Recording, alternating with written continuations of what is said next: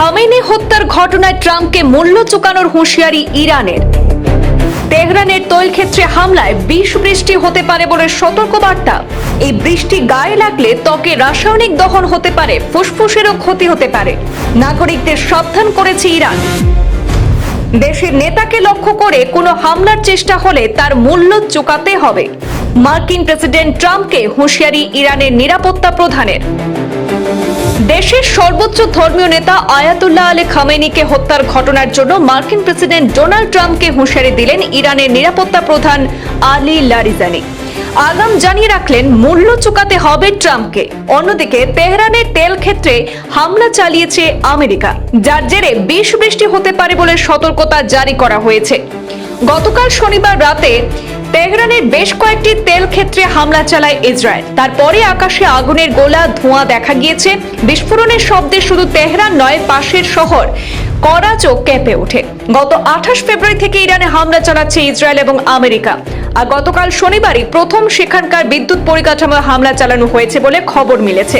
তার আগে মূলত ইরানের শীর্ষ নেতৃত্ব, নিরাপত্তা বাহিনী, থানা, নৌঘাঁটি লক্ষ্য করেই হামলা চালিয়েছিল দুই দেশ।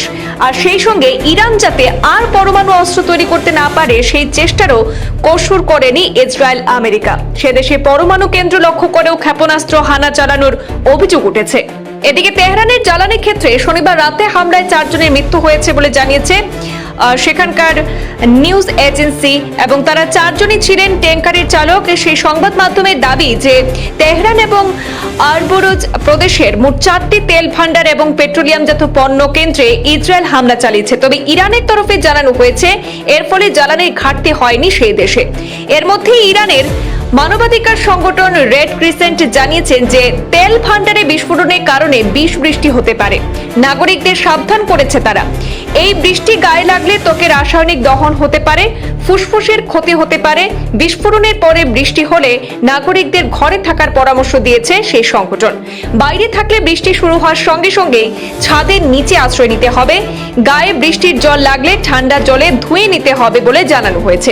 এদিকে সেদেশের নিরাপত্তা প্রধান খামেনি ঘনিষ্ঠ লারিজানি এক্স অ্যাকাউন্টে তিনি লিখেছেন যে আমাদের নেতা এবং আমাদের মানুষের রক্তের প্রতিশোধ আমরা নেব। ট্রাম্পকে মূল্য চোকাতেই হবে, তিনি চোকাবেন।